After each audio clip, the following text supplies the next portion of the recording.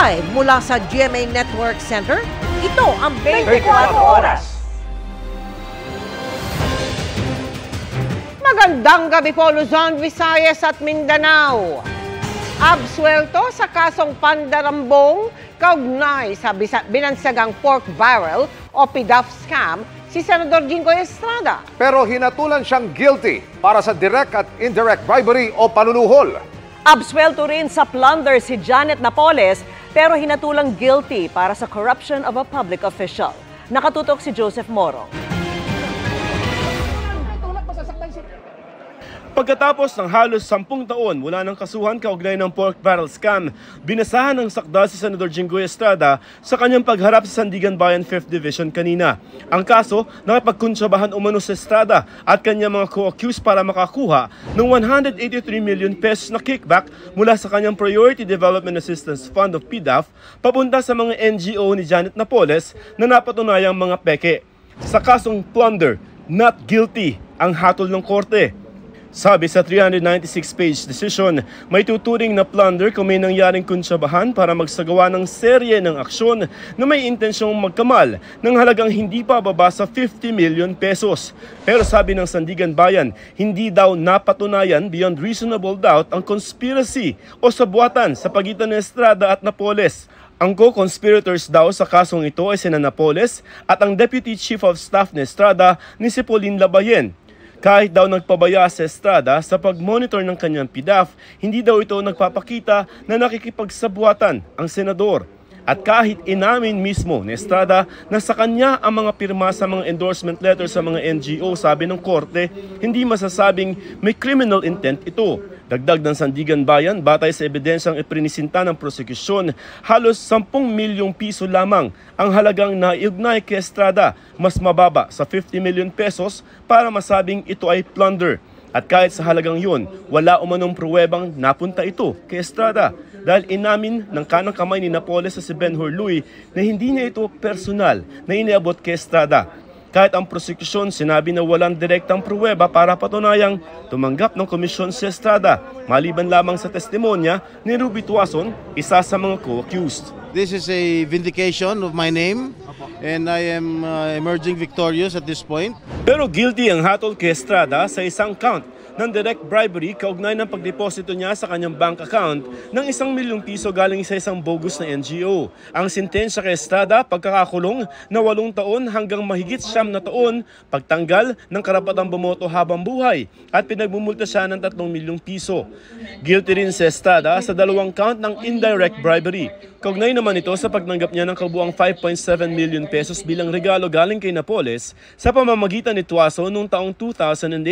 Sabi ng korte, ang pagtanggap ng pera ay may tuturing ng krimen kahit pa isinoli ni Estrada ang pera kalaunan. Ang sentensya dito, pagkakakulong ng mula 2 taon at 4 na buwan hanggang mahigit 3 at kalahating taon.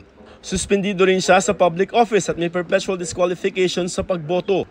Ikinagulat ni Estrada ang sentensyang bribery. I am so surprised since based on the information sheet, there was no bribery or indirect or direct bribery filed. I will ask my lawyers to exhaust all legal remedies, all legal options available for me. None of the witnesses stated that they have seen or that they gave him money or cash or any consideration. We don't understand kung anong basis ng bribery nila. Ayon sa mga abogado ni Senador Estrada, mananatili itong nakalalaya at magsisilbi pa rin bilang senador dahil hindi pa naman daw pinal ang desisyon ng Sandigan Bayan at iaapela na ito hanggang Korte Suprema. Until it becomes final, he still can hold office. Si Napoles naman acquitted din sa plunder pero guilty sa corruption of public official at sinentensahan siya ng mahigit 10 taong pagkakabilanggo. Pinababalik kay Napoles ang mahigit 260 million pesos na may interes at pinagmumulta ng halos 30 million pesos. At large pa rin sa ngayon si Labayen. Sinusubukan pa naming kunan ng pahayag ang ombudsman. Para sa GMA Integrated News, Joseph Morong, nakatutok 24 oras. Iaapela naman ni Senador Jinggoy Estrada ang hatol sa kanyang guilty sa direct at indirect bribery. Paano naman kaya ang kanyang posisyon bilang senador? Yan naman ang tinutukan ni Chino Gaston. After 1 decade, my case has already been resolved. Malaking tagumpay kung ituring ni Senador Jinggoy Estrada ang pagkakaabsuelto sa kanya sa kasong plunder dahil lumitaw na di alam ni Estrada na ghost projects o peke pala ang mga NGO projects ni Janet Lim Napoles na pinaglaanan ng senador ng kanyang Priority Development Assistance Fund o PDAF. Ayon sa korte, ang Chief of Staff ng senador na si Mary Labayan lang ang may direktang ugnayan kay Napoles. I did not steal any money. I did not receive any money. Pero hindi nga absuelto si Estrada sa lahat ng akusasyon. Guilty siya sa 1 count ng direct bribery o panuluhol na may sentensyang 8 hanggang mahigit 9 na taong kulong at 3 milyong pisong multa. At sa 2 counts of indirect bribery na may kabuuang hanggang 6 na taong pagkakakulong. Pansamantala rin siyang bawal humawak ng pampublikong posisyon at habang buhay na hindi maaring bumoto. Iaapila ni Estrada ang 2 sentensya. Based on the information sheet, it is only the case of plunder. I will ask my lawyers to exhaust all legal remedies, all legal options available for me. Nothing is final, okay? That is appealable. We will file the necessary motion for reconsideration before the Sandigan Bayan. Ayon kay Senate President Mig Zubiri, mananatili pa ring senador si Estrada habang hindi pa final at executory ang desisyon. Sinuoy Justice Secretary Laila De Lima na nanguna sa kaso laban kay Estrada gustong malaman kung bakit nakulangan ang Sandigan Bayan sa ebidensya kahit may mga testimonya o manong direktang nagpapakita ng ugnayan ni Estrada at ni Napoles sa pamamagitan ng isang middlewoman, pati na ang direktang pagbigay ng pera ni Ben Horluy sa opisina ng senador. Tanggap naman daw ni De Lima ang desisyong limitahan sa bribery ang hatol sa senador. Pero nagpaalalang pwede pa rin i-convict si Estrada ng Korte Suprema sa orihinal na kasong plunder kung iakyat dito ang kaso. Para sa GMA Integrated News, Chino Gaston Nakatutok, 24 oras.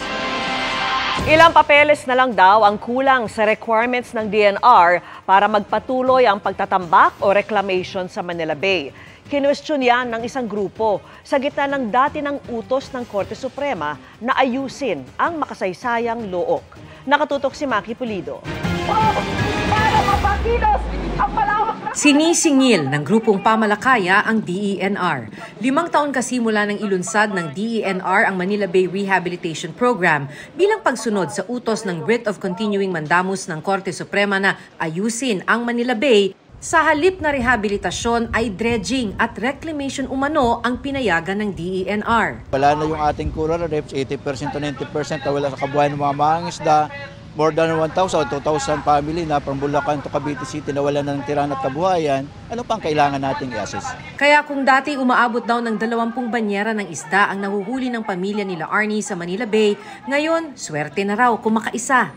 Yung mga tinambakan nila sa Manila Bay, andun po talaga dati yung mga nahuhuling malalaking isda, may mga hipon, mga alimaso, basta andun banda. Mas malawak na ang natambakang bahagi ng dagat na sakop ng Pasay mula ng payagang ituloy ang reclamation project doon. At maaaring lumawak pa ang pagtatambak. Sabi ng Philippine Reclamation Authority, tapos na ang compliance audit ng DENR sa mga suspendidong reclamation projects sa Manila, Las Piñas, Navotas at Bacoor. Sa 4 pa lang na syudad na yan, nasa 2,400 hectares ng dagat sa Manila Bay ang matatambakan. May list of requirements ang DENR batay sa isinagawa nilang compliance audit at ito ngayon ang kinukumpleto ng mga project proponents. Tapos na sila doon sa inspection, lahat. So, nandun na po sila sa paperworks. Compliant with the conditions of the Environmental Compliance Certificate, compliance with the area clearance conditions, and other conditions imposed by the DNR. Sa oras na makumpleto ang mga requirement at makakuha ng compliance certificate mula sa DENR, bibigyan sila ng go signal ng Philippine Reclamation Authority na ituloy ang pagtatambak. Dapat po may positive endorsement. Meron pong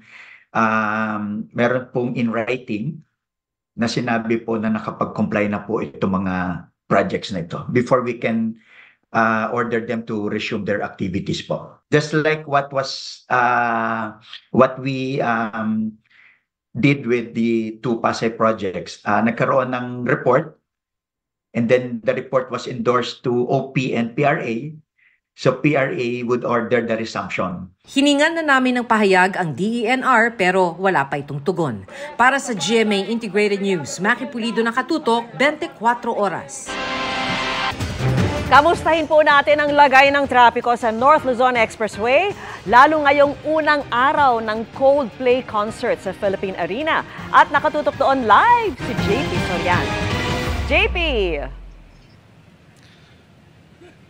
Nako Vicky, mga kapuso, kung kayo po ay papunta pa lamang sa Philippine Arena at kayo po ay pupunta sa northbound ng NLEX, ay napaka-traffic at mas tumindi pa ang pagbagal ng trapiko dito sa Balintawak Toll Plaza. At ayon nga sa latest update mula sa NLEX mismo ay umaabot na lang sa 5 to 15 kph ang bagal ng daloy ng mga sasakyan dahil sa tindi nga po ng traffic. At mula QC, binaybay po natin ang NLEX at ganito nga po ang nangyari sa atin.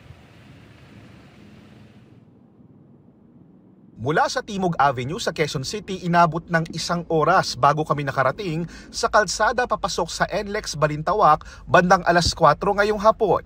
Mula rito, bumper to bumper na ang pila ng mga sasakyan. Ang itinuturong dahilan ng traffic ang dagsa na mga dadalo sa concert ng British rock band na Coldplay sa Philippine Arena ngayong gabi. Ilan sa kanila nakasabay namin habang nakatenga kami sa NLEX dahil sa traffic. Manonood kayo ng Coldplay? Coldplay, sir. Yes po. Bumper to bumper, sir. Ayon sa NLEX, umabot na ng halos 2 kilometro ang haba ng pila ng sasakyan sa Balintawak Toll Plaza kaninang alas 4 ng hapon pa lang.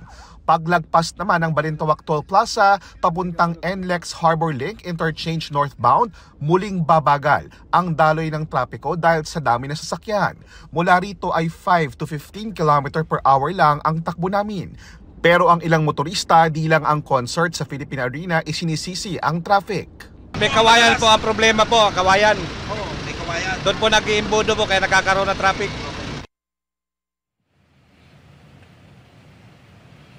Nako Vicky, yan din yung sinasabi pa ng ibang motorista na kausap natin, yung sa bandang may kawayan daw. Yung isang exit dyan ay napakasikip ng dali ng trapiko.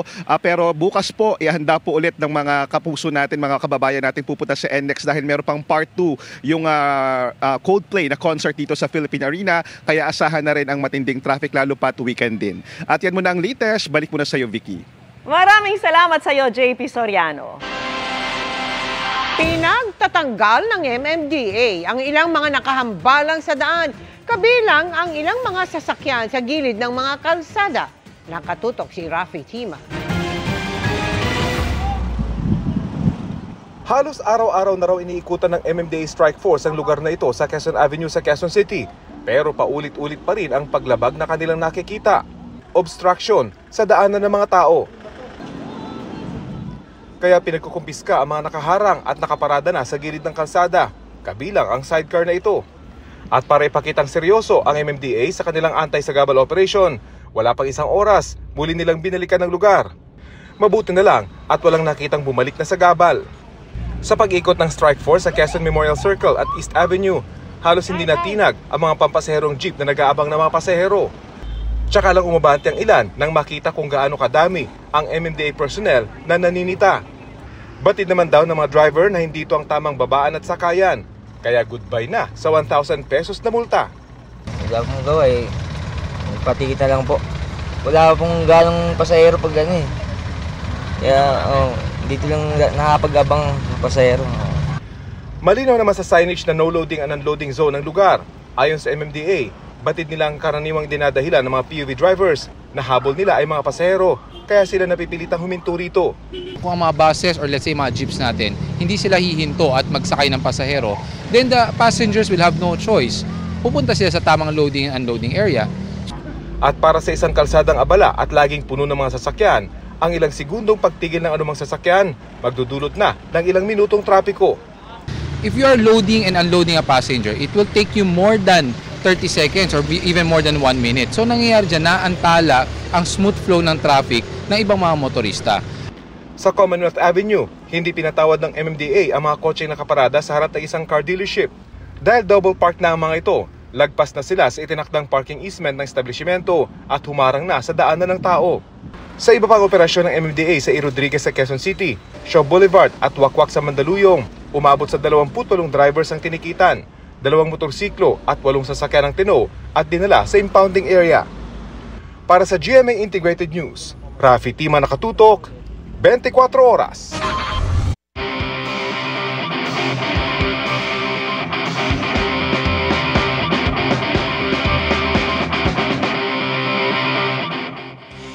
Winter is coming sa World of Sports dahil ngayong araw na ang simula ng Winter Youth Olympics. At mag-ingay kahit wala tayong winter dahil 3 dugong Pinoy ang sasabak sa global event. Kilalanin natin ang mga Filipino pride who will change the game sa Olympics.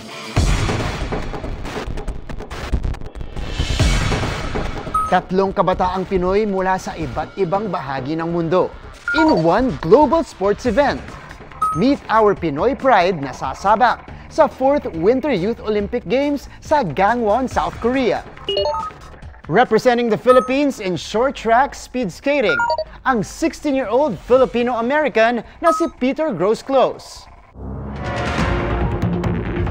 Si Peter, unang nag-qualify sa Winter Youth Olympics nang maka-4th place sa ISU Junior World Short Track Speed Skating Championships noong February 2023. I feel honored and I'm really excited to compete this coming weekend, and I feel very proud that I have the opportunity to do this. Kaya dumayo pa si Peter ng South Korea para mag-ensayo. Sobrang laki ng improvement niya. He actually beat the Southeast Asian record during the season. I feel like there are high chances for him to actually, do well and place. I feel very confident that I can skate in a way that I'll be proud of. Based in Alberta, Canada naman ang magre-represent sa bansa sa cross-country skiing. Siya ang 16-year-old na si Avery Balbanida. I realized it's gonna happen. So this is when I started to double down on a lot of my training. Tila destined to skate dahil kahit born in the Philippines to Filipino parents, lumipat sila noong siya'y 5 years old sa Canada na mas bagay sa winter sports. My parents involved me heavily in so many different sports and skiing was one of them. Very grueling sport ito. Parang marathon ito ng skiing. It's very focused. This is the chance for me to show that even as Southeast Asians, we can still thrive in a winter sport. And to complete the trio, ang pinakabata sa kanila ang lalaban sa slopestyle at big air skiing. Ang 14-year-old na si Leitas Amihan Rabe na based sa Switzerland. I am super happy to represent the Philippines and humbled. My objective is to do my best. You're 14 and you're used to going against older opponents. It still motivates me. I'll enjoy competing against them. Kahit pa last minute ang qualification ni Leitas, she's definitely bringing her A-game. She's the youngest of all competitors. She'll be competing against 17-year-old kids. Kilala niya yung competition niya. So it's exciting to see how she competes. I'm also preparing a trick that I cannot say for now. I'm close to it. And that's it mga kapuso, wishing our Pinoy youth athletes the best of luck and safety as they raise our flag in the Winter Youth Olympics. Para sa GMA Integrated News, ako si Martin Javier, changing the game! Mahigit 1,700 ruta pa sa buong bansa ang walang consolidated jeepney, ayon po yan sa datos ng LTFRB. Ang mga habal-habal na alternatibo sana, lalo na po sa probinsya, huhulihin din ba? Nakatutok si Ian Cruz.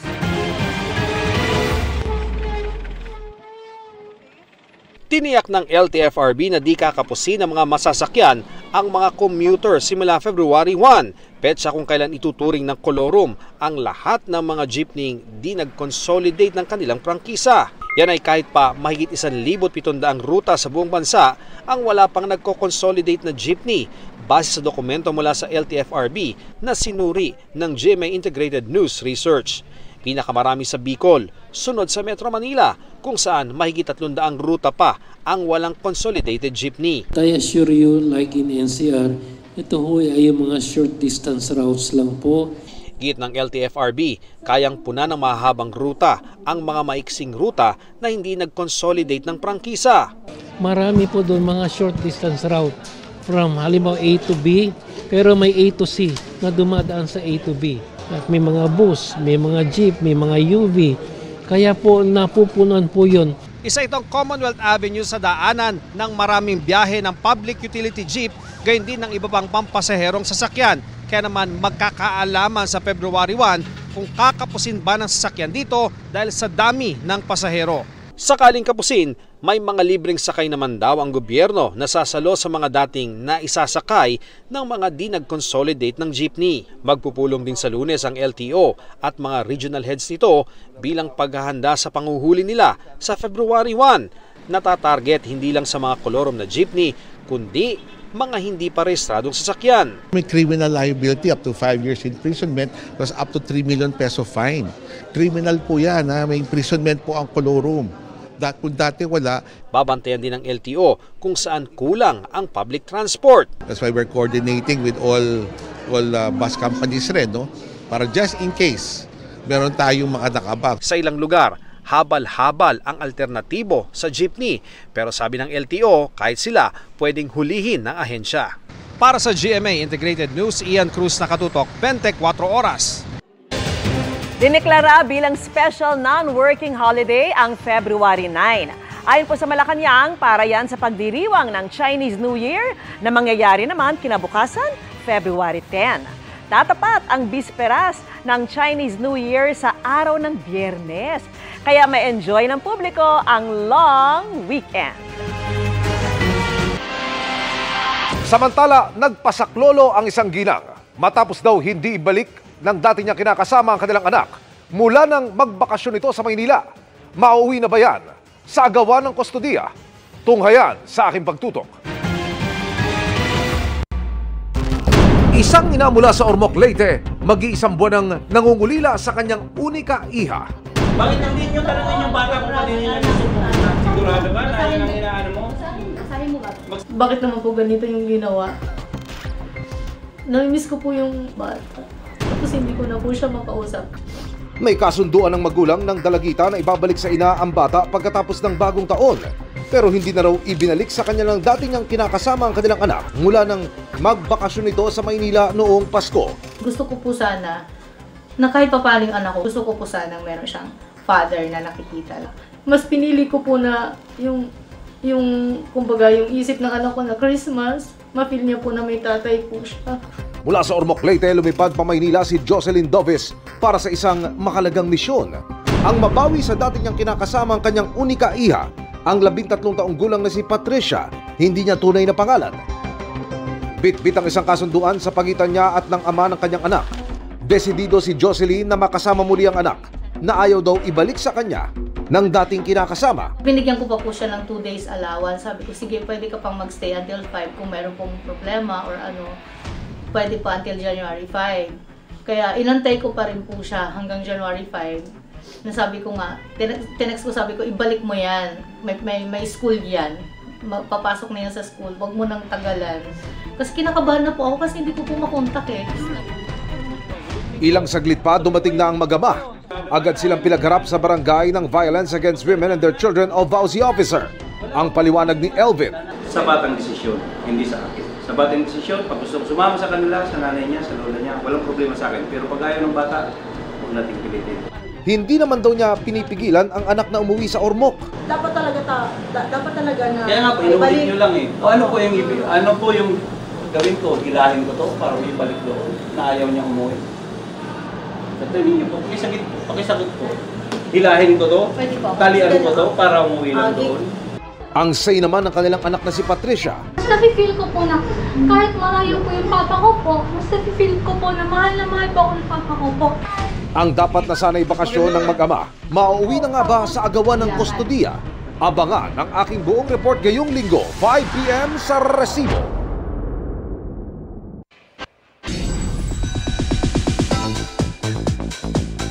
All set na for Chinese New Year ang Chinoy Pulang Araw star na si David Licauco. Alamin natin ang kanilang family Chinese New Year traditions sa Chika ni Katatibayan. Dashing at debonair in red si Pulang Araw star David Licauco sa advanced celebration ng Chinese New Year sa February 10. Present din sa event sila Sparkle star Nikki Ko at fiancé ni Benjamin Alves na si Chelsea Robato. Ichinika nila sa amin ang ilang tradisyon na sinusunod nilang pamilya tuwing Chinese New Year. May mga charms din naman kaming binibili. Tulad ng mga iba, bracelet, for good luck, for money, for health. Yes, actually for Chinese New Year, we always have dinner together. And we also set a table. We have like gold coins, rice, and fruits available. And we do something nice, like have fireworks or like enjoy time together. Kumakain, yung panto, as we call it. And then, yung mga, ang pinaka-excited ako yung dragon dance. It's a sign of like good luck. Good luck sa lahat ng ginagawa sa buhay. And I think, kapag nagagaroon ka, parang feeling ng mga Chinese, parang yun, in a way, pampaswerte. Kaya uso rin yung mga traditions sa may mga fruits. And like, maglalagay ng ampaw sa labas ng bahay para like, alam mo, para pumasok yung, ano man na, like, money. This year of the Wood Dragon, goal ni David na mas lalo maging hands-on sa business at mas galingan pa sa kanya showbiz projects. Nagsimula na nga si David sa taping ng Prime series na Pulang Araw kasama si Barbie Forteza, Sanya Lopez at Alden Richards. Every role, meron akong natutunan eh. Like dun sa Maria Clara, may natutunan ako, kay Carding may natutunan ako. And for this time naman sa Pulang Araw as Hiroshi, I wanna, you know, like, immerse myself sa Japanese culture as much as I can. Na-enjoy nga raw niya ang taping lalo at pamilyar sa kanya ang co-artists at crew. Barbie's there, so she keeps me, you know, parang I have this assurance na everything is gonna be okay when I'm with her kasi parang madali siya katrabaho and we know each other so well. Kaya araw-araw siniseryoso ni David ang kanyang Nihongo lessons. Nakaka-relate din daw si David very much sa kanyang role. Kapag Japanese ka, medyo mahihain ka, shy type, parang pag smile ka parang, okay, pag mangliligaw ka, medyo mahihain ka. So, I think medyo ganun ako in a way, in real life. So, hindi naman ako masyadong nahihirapan doon. I'm just being my real self. Katatibayan, updated sa showbiz happenings. And that's my chika this Friday night. Ako po si Iya Adaliano, always looking forward to the weekend! Happy weekend mga kapuso! Miss Mel, Miss Vicky, Emil? Thank you, Iya! Salamat, Iya! At yan ang mga balita ngayong Biyernes. Ako po si Mel Tiangco. Ako naman po si Vicky Morales para sa mas malaking misyon. Para sa mas malawak na paglilingkod sa bayan, ako po si Emil Sumangil. Mula sa GMA Integrated News, ang News Authority ng Pilipino. Nakatuto kami 24 oras.